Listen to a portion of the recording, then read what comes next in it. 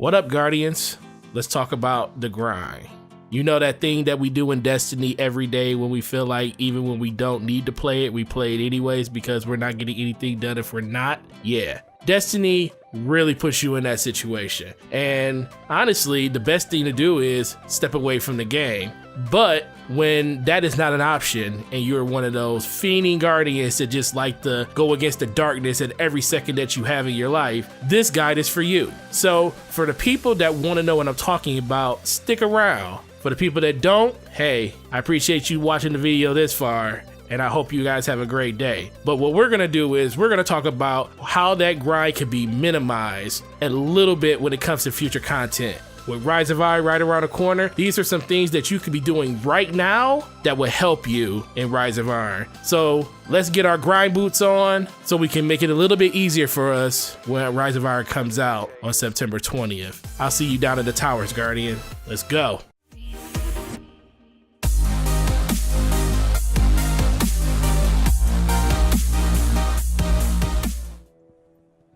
Thanks for sticking around, guys. I appreciate it. Make sure you drop a like on the video. Make sure you follow the channel. Make sure you subscribe. All three things basically help this channel grow. That's all I'm trying to do right now. Sorry for no content being out for the last couple of weeks, but work calls and YouTube videos do suffer when it comes to that. But I'm also not going to make a video unless it's something I really want to make it on. And this is something I think everybody would definitely want to hear about. I know there's other videos with people doing this, but I just want to touch my little corner of the internet to let you guys know that, hey, I'm here to put out content for you guys to let you know exactly what I think you should be able to do to get prepared for Rise of Iron. And with that being said, that's what this video is about, how to prepare for Rise of Iron. So I'm gonna go into my inventory real quick and show you a few things.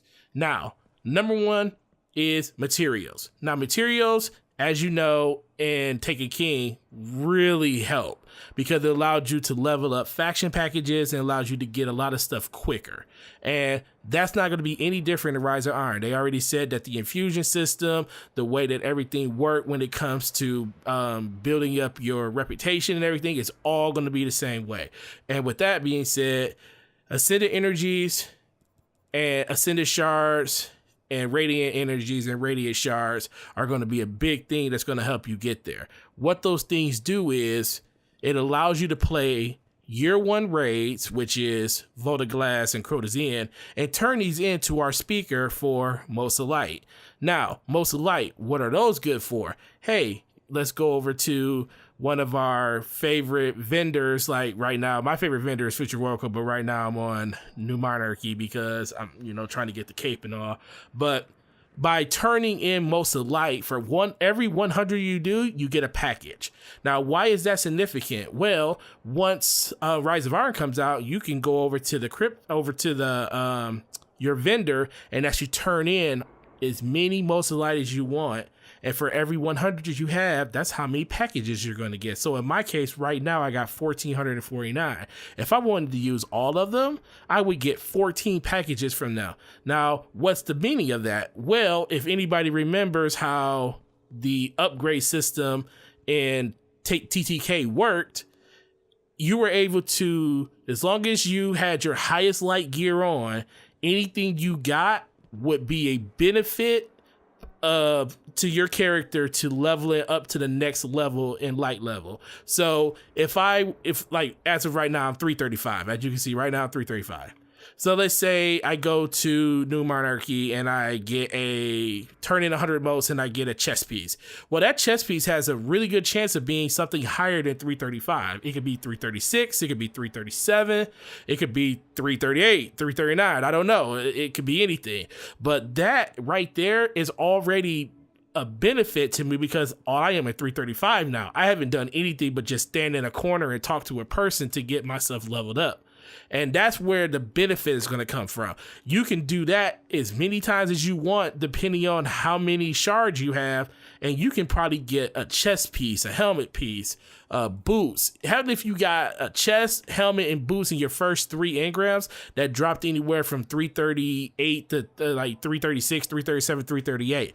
That is going to help you get a little higher in light level just by doing those things. You can also get weapons from them packages too, and that will help your weapons be more stronger. And yeah, it seems like it's very minimal, but it's still a gain. And that's the number one thing you're trying to do in this expansion, trying to gain levels, especially if you're going after worlds first and trying to be a part of the raid teams that's going in on Friday, because you're not going to get there fast and in a hurry when it comes to trying to be ready for that raid if you just do it the old-fashioned way. This is the way you want to do it if you want to be super efficient and get as much out of it you can before that Wednesday. And that's what I'm doing. Now, another thing about all these materials, and like I said, most of light is just one of them, strange coins. When Xur comes out on Friday, because they're probably not going to release the raid first thing in the morning, it's going to probably be something like that afternoon like they usually do, because they want to get the Twitch studio set up and they want to have their whole studio sitting in there watching all the different streamers try to beat the raid. Xur will come up he comes up first thing in the morning. Now, with these, for every 34 you spend, you can buy 100 heavy ammo. And all it takes is 99 heavy ammo to level up a faction one time. So I'm not doing the math exactly on this right now, but if all I had to spend was 34 coins for every 100, that's a lot of heavy ammo I could buy that I could use to level up faction packages. And that's another way to just do it. Faction packages are going to be your number one friend when it comes to building your Guardian from day one if you want to do it the fastest and most efficient way. And you can also do it with the different materials that they carry. Some of them one takes spin metal, one takes spirit bloom, one takes worm, but those aren't going to be as efficient because not one takes all of them, and you're not going to have an abundance of those. And plus, honestly, I probably would save those because you never know what they're going to do when it comes to the upgrades that you're going to need for your weapons. You don't want to be getting brand new weapons and can't even upgrade them because you don't have the material. So that's something I probably wouldn't do. Another thing, and I'm going to my inventory for this. Very important. Says so on the package. Exotic engrams. Now, if you notice, I only have 10 3 coins left.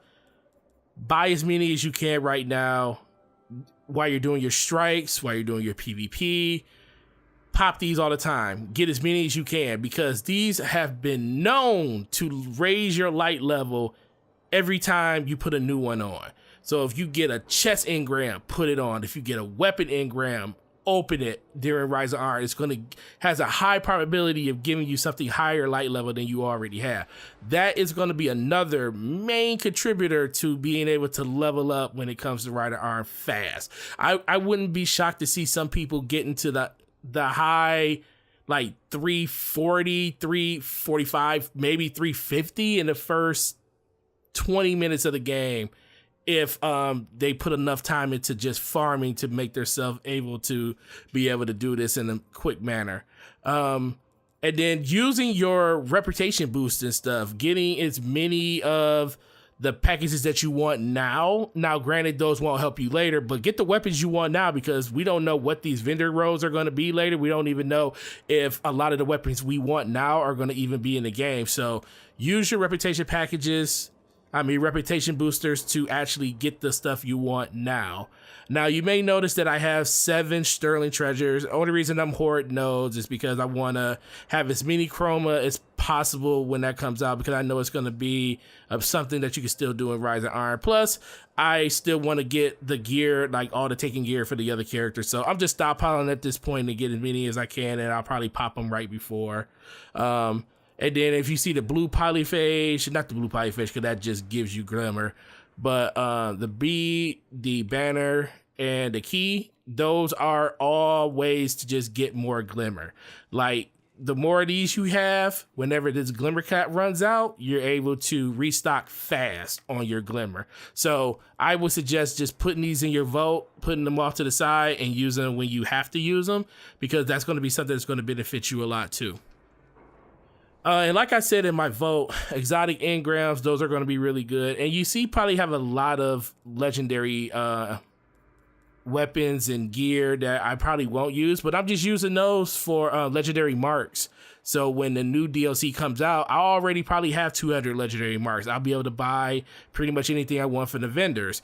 But what I want to be able to do is I want to go in and I want to say, hey, I don't need these weapons anymore. Or some of these weapons I don't need. I can delete them and get more legendary marks. And as you can see on my third page, I already got engrams. I'm not going to open up until that day because even knowing they're going to turn, they already said that they're only going to turn into years 2 stuff, but they're still turning to legendary marks. And then it's a good chance they may have a chance to help me in light level too. You never know. I don't know because legendary engrams right now really don't do that, but it may change in Rise of Iron. You never know. So I'm gonna hold on to those until then too. And it's the same thing as you see with my gear. You know, I got a lot of doubles and repeats and stuff that are going to just turn into legendary marks when it comes out. And then you see right here, lots of legendary engrams, and I'm just holding on to those to basically just get more legendary marks when the DLC comes out. And on top of that, legendary engrams, just keep those. I will definitely prioritize exotic engrams over legendary engrams, just because I know those will help me go up in light level versus these. I'm just holding on to legendary marks. So that is basically what I am doing. Now, I appreciate you guys sticking by on this. Another thing, making sure you fill up your postmaster, let your postmaster hold as much as it can. It can hold up to 20 spots. I probably will leave this one open just because I know as I'm turning in engrams and stuff, it's going to start filling up and I don't want to lose stuff that's in here. But on my other 2 characters, I will be muling them up. They will have from the bottom to the ground 20 engrams or 20 whatever I can hold in there to basically just help me be able to farm even more. But yeah, guys, that is what I am going to be doing in Rise of Iron when it comes out. I'll be opening up a lot of my packages. More than likely, I'll put out a video of all the stuff I did get to let you guys know what my light level game will be up to by the time I'm done doing it. And you know, the hard work now pays off later. And I know a lot of people are going to say, hey, well, if you can do this hard work when Rise of Iron comes out and still get the same benefit, which is very true. But the only difference is I'd rather put the time in now when I'm playing the game, you know, just to, you know, when I really don't have anything else to play and I just want to play this game, instead of trying to bump my head against the wall when the new DLC comes out and the raid comes out in 3 days and I'm not raid ready.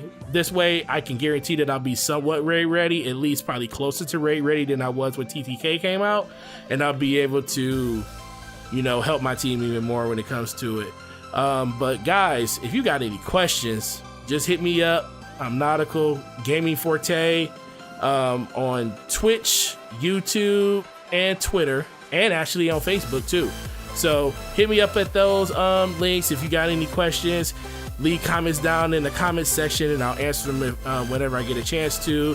I'm gonna try to be a lot more interactive with you guys if you're leaving messages and stuff in the comment section. I just want this community to do better, and I want it to grow, and I want it to be one of the best Destiny communities that we can have when it comes to, you know, understanding what everything in this game we can do and how this game has so much to offer us, because we play it so much and all we can do is just get back to this game by just saying, hey, how can I help more people enjoy this game as much as I do?